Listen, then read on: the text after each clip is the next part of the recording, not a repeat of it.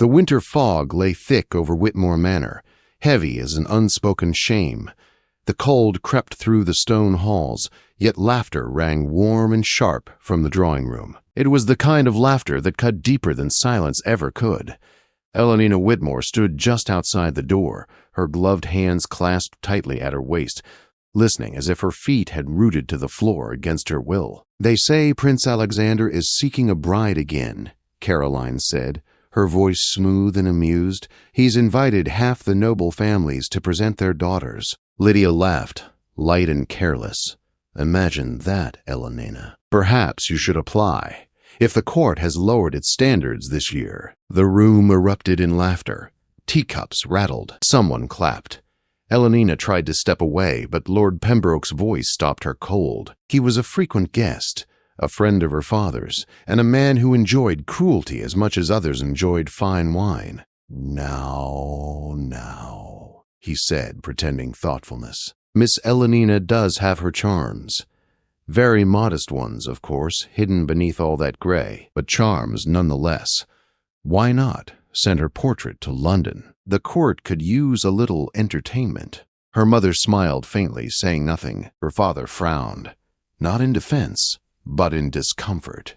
"You go too far, Pembroke," Lord Whitmore said lightly. But Pembroke was already pleased with himself. Not at all. Imagine the prince opening a proposal from your plain daughter. London would talk for weeks. Elellanena felt the laughter strike her like blows. She did not cry. She did not run. Some foolish part of her waited for someone to stop it. No one did. "Why stop at a portrait?" Pembroke continued. "Let the girl deliver it herself. The prince is fond of charity." Lydia clapped her hands. "Oh yes, let Elellanena go. We'll say she's admired him from afar." "That would be cruel," her mother murmured, waving her fan. "It would be memorable." Caroline turned and looked straight at Elellanena. "You should be grateful. Few women ever meet a prince, even as a joke." At last Elellanena found her voice. "And if he laughs?" Pembroke smiled. "Then you will have served your purpose well, my dear." That night Elellanena sat alone in her small room beneath the eaves. The fire burned low. The mirror on her table was cracked, and the face within it looked pale and ordinary. Not ugly, not beautiful, just unnoticed. Footsteps came softly. Mrs. Bird, Polly, the housekeeper, entered with a candle. "Child," she said gently, "don't listen to them." "They only say what everyone thinks," Elellanena replied. "Then let the world think, Mrs. Polly said. "You have more heart than all of them combined." She hesitated. "The carriage leaves at dawn." Elellena's fingers tightened. "So it's decided." "Your father signed the letter himself." Elellanena nodded. Something settled quietly inside her. So be it. At dawn, frost clung to the windows as she stepped into the cold. No one came to say goodbye except Mrs. Pear, Polly, who pressed a small prayer book into her hands. "Hold your head high," the woman whispered. "Kindness changes rooms when it enters." The carriage rolled away as Whitmore Manor vanished into the mist. Elellanena whispered to herself, "Let them laugh.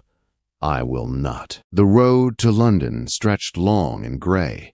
Villages passed in silence. Children waved. Chimney smoke curled into the sky. She had time to think, too much time. She remembered mirrors, stolen glances, and Lord Pembroke's smile. She had been invisible all her life. Now she was a spectacle. Yet beneath the fear, something steadier grew. If she was to be humiliated, she would endure it with dignity. On the third day, London rose from the fog, vast and alive. Gas lamps blurred in the mist. The palace gates opened to a courtyard filled with carriages and laughter. This was no quiet visit. It was a display. "Miss Whitmore," the footman announced flatly. She stepped down, clutching her small bag. Whispers followed her. "That's her. The plain one. Poor thing." Inside, the ballroom shimmered with light. Chandeliers glittered. Music floated through the air. Then a voice rang out. "Miss Elellanena Whitmore, daughter of Lord and Lady Whitmore of Kent." Heads turned.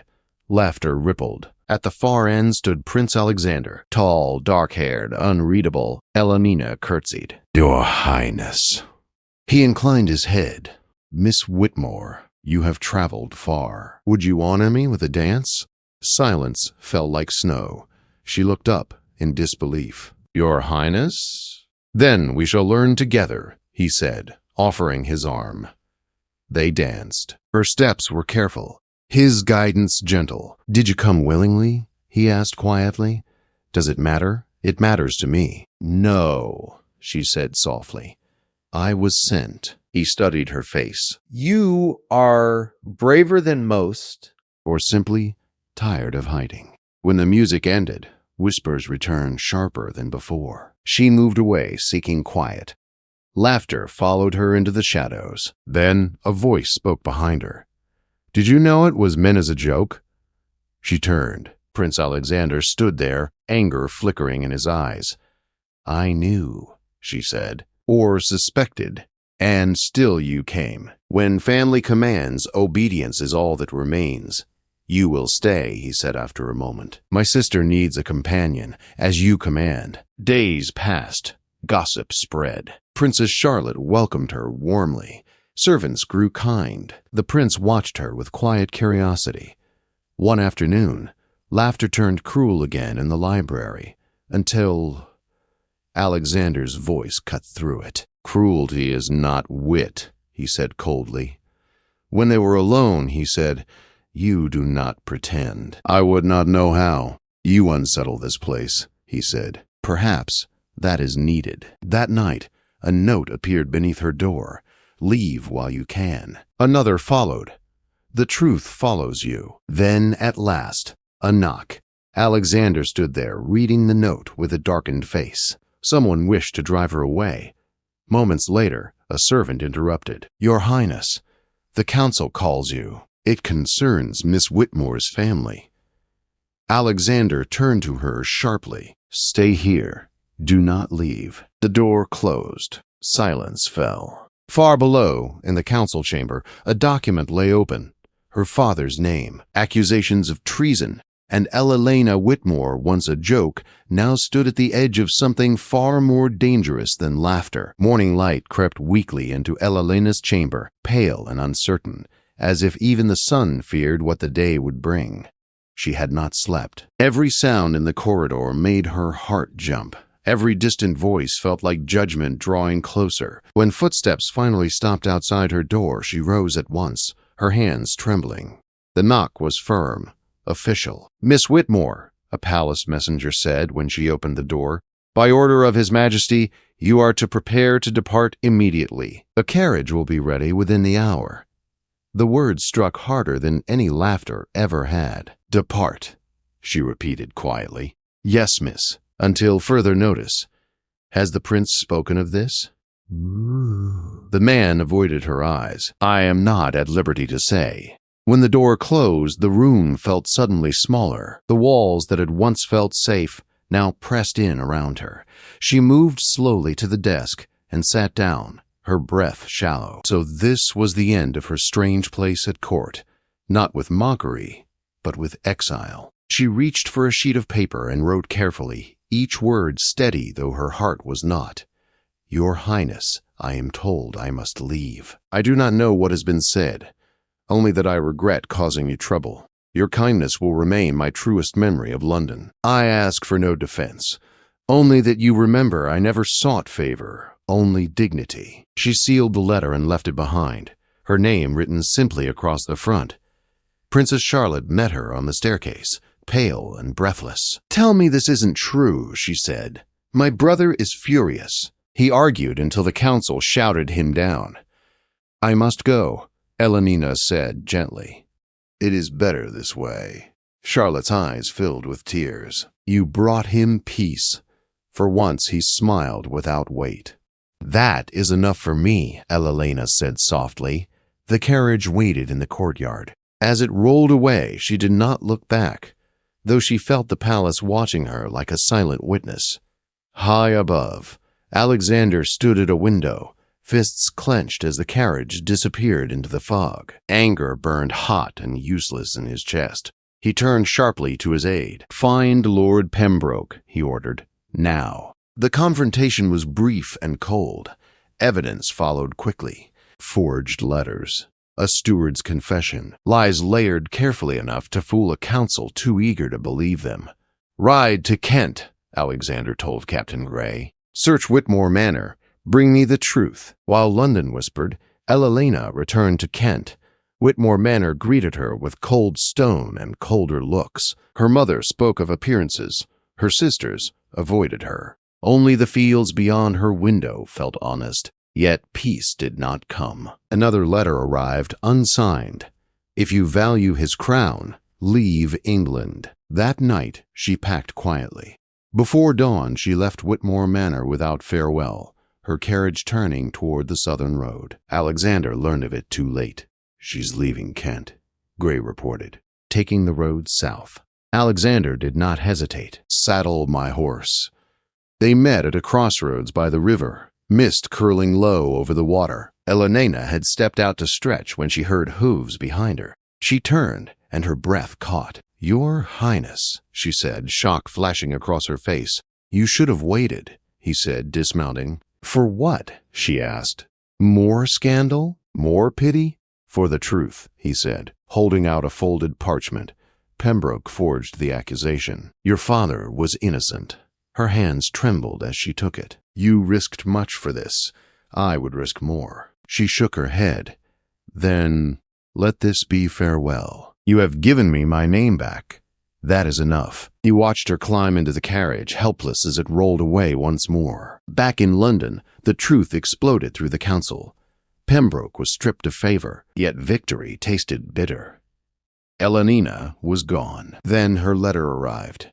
"Do not seek me. I go where I can do no harm."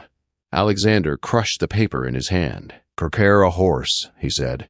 "She rides toward the coast." Elellanena reached the harbor at dawn. The sea stretched wide and gray, promising forgetfulness. As she stood waiting to board, a familiar voice called her name. She turned. Alexander stood there, breathless, determined.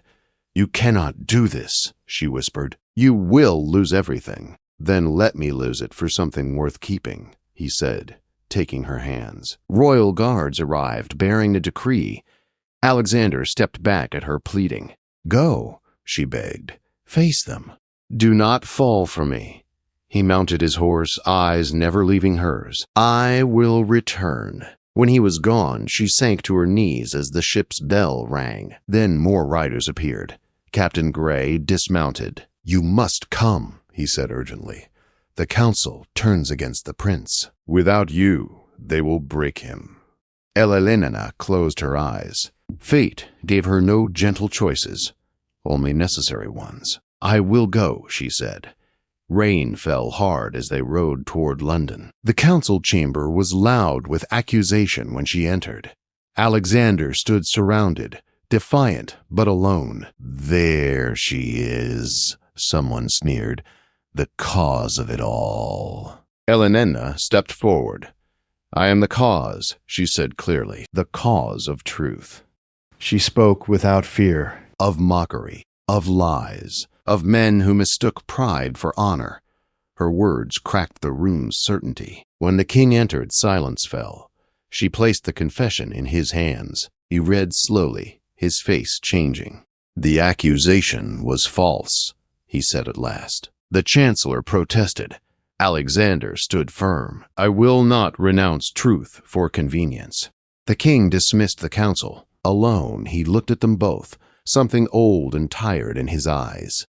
"I once buried my heart for duty," he said quietly. "Perhaps I was wrong." He left them with dawn approaching and judgment still uncertain. As bells rang across the city, Elellanena stood beside Alexander. Fear and hope tangled together. Whatever came next would change them both. And this time, she would not run.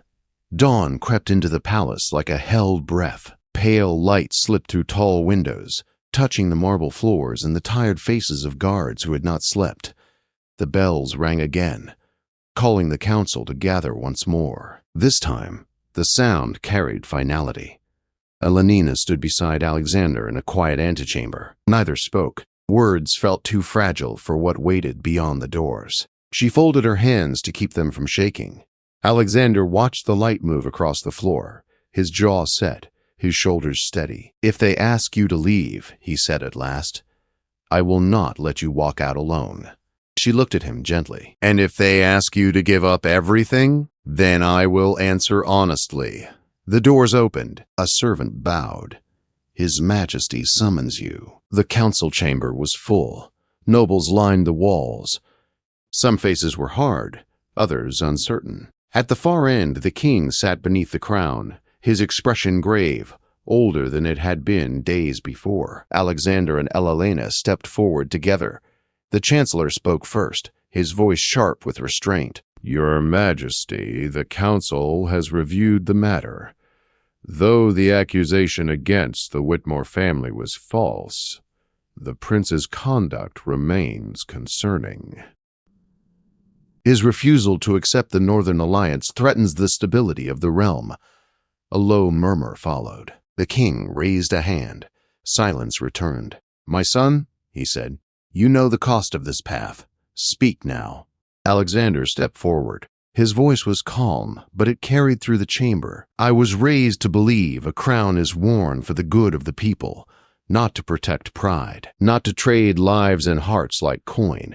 If peace demands dishonesty, then it is not peace. I will not marry without truth, and I will not rule without conscience." The chancellor scoffed. "You would risk war for a woman." Alexander turned toward Elellanena, then back to the council. "I would risk comfort for honesty. She is not my weakness. She is the proof that this court has forgotten what honor looks like." A stir moved through the chamber. Elellanena took a breath and stepped forward. "Your Majesty," she said, her voice steady, "if my presence endangers the crown, I will leave. I have done so before. I ask only that you judge him fairly." He did not act from recklessness, but from decency. The king studied her for a long moment. The room waited. "You would sacrifice yourself again," he said quietly. "Yes," she replied, "because I love him enough to do so." Something shifted in the king's expression. Weariness, memory. "I once loved a woman my father forbade," he said slowly. "I chose duty and called it wisdom. I ruled well, but I ruled empty. I will not force my son into the same silence." Gasps echoed through the chamber. The chancellor stepped forward in alarm. "Your Majesty, the alliance is not worth my son's soul." The king interrupted sharply. "Nor the integrity of this crown." He rose to his feet. "I will not compel my heir to marry against his heart. Let the northern dukedom withdraw if it must. England will stand without bargains made in fear." The chamber erupted. Some protested. Others bowed their heads. Alexander felt his breath catch. "Father," the king lifted a hand, "do not thank me yet. The world will not be kind to this choice. Are you prepared to bear that weight?" Alexander took Elellena's hand. "I am." The king turned to her. "And you, Miss Whitmore, you will be watched, judged, blamed. You will be called unworthy by those who fear what you represent. Will you endure it?" She met his gaze without flinching. "I have endured worse. I will endure for him." The king nodded once. "Then so be it." He turned to the council.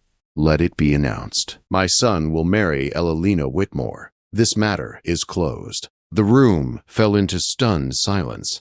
Princess Charlotte let out a breath she had been holding and pressed a hand to her mouth.